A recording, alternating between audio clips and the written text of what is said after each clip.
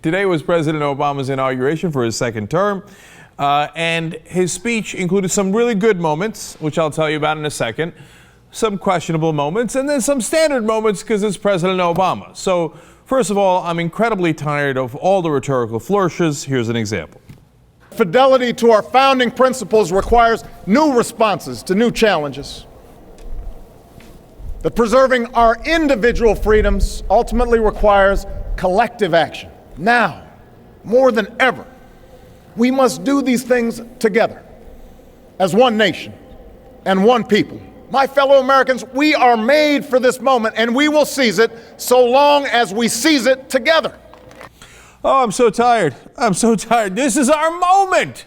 Like it was back in 2004, like it was in 2008. I've heard this speech 28 times.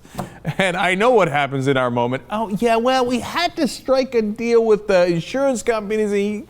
Listen, a quarter of a loaf is better than no loaf, okay? So when I hear that this is our moment and together we did, I'm tired. I'm exhausted. I'm burnt out from all the wonderful, happy, shiny speeches from in the past. And I can't help but constantly think of the 2004 speech, which was his best speech, the Audacity of Hope. That was, of course, in Kerry's convention at the DNC. And I think back to the promise and why people were excited about him in the first place, and then how he delivered in the first term, which, as we've shown you over and over again, was not very much. And so when I hear the same words after seeing the actions, you'll forgive me for not being quite as excited.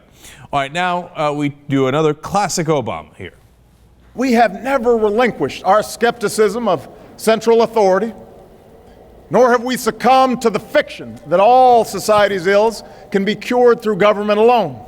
There we go. Not too much government, not too little government. I'm a little Republican, I'm a little Democrat. Now, without the context of Obama's first term, that's a perfectly fine thing to say, and I would probably agree.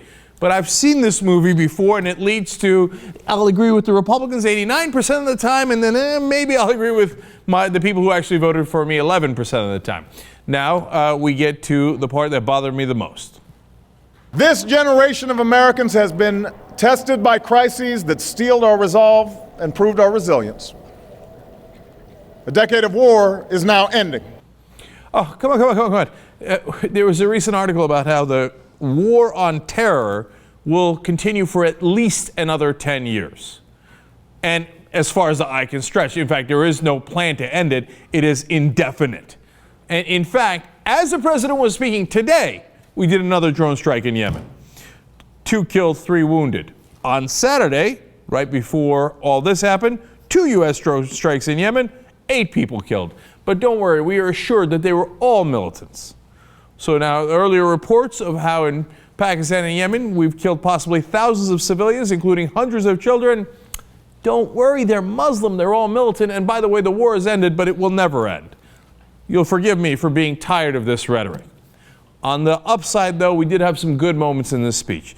Now, here's the president fighting back against Republican ideology. Let's watch. We recognize that no matter how responsibly we live our lives, any one of us, at any time, may face a job loss or a sudden illness or a home swept away in a terrible storm. The commitments we make to each other through Medicare and Medicaid and Social Security, these things do not sap our initiative, they strengthen us. They do not make us a nation of takers, they free us to take the risks that make this country great.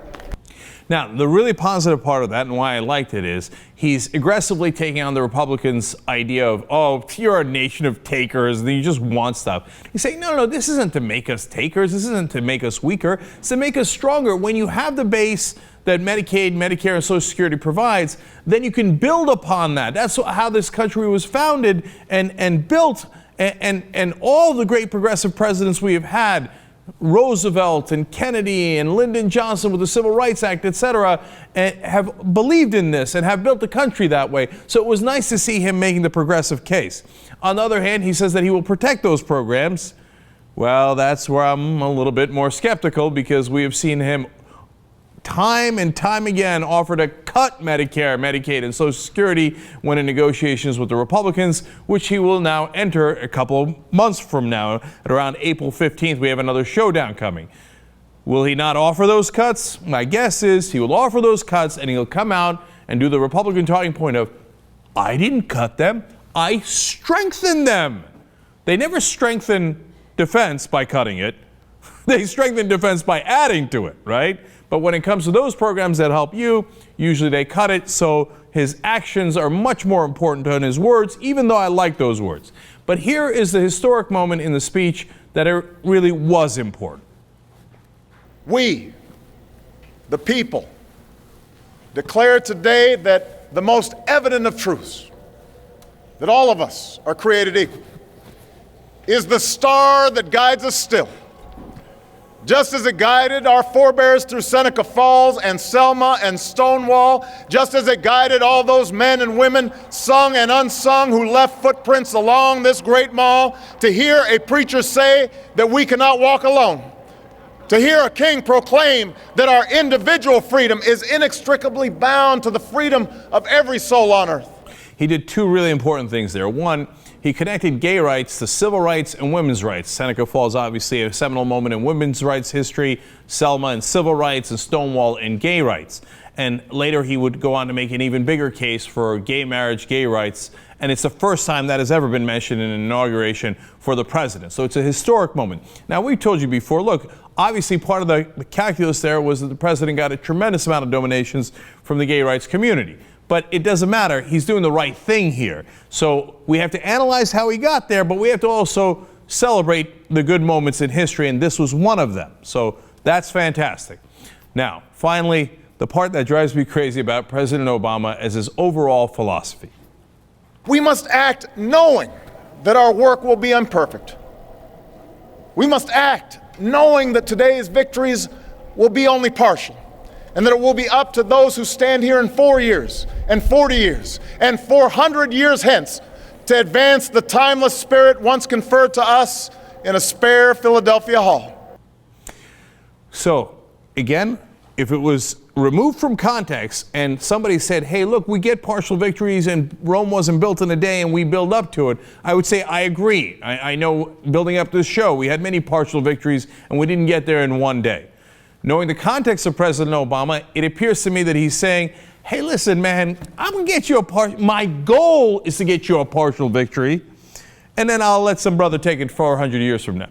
Okay, you'll get your full victory way down the road. And when you see what he's saying today in the context of what he did in his first term, we see he does not have what he pretended to have, of course, at the beginning of his campaigns, the fierce urgency of now. Now, that was a phrase borrowed from Martin Luther King. In fact, Martin Luther King gave a speech called How Long, Not Long, where he said back in 1965, quote, I know you're asking today, how long will it take? I come to say to you this afternoon, however difficult the moment, however frustrating the hour, it will not be long. You see that juxtaposition? One guy saying, I'm going to try for partial victory. Another guy saying, no, no, no, we're going for the whole thing. We're not going to get it overnight. But how long? Not long. Now, this is also Martin Luther King Day, so I wish the president would have taken his cue from King a lot more than he did.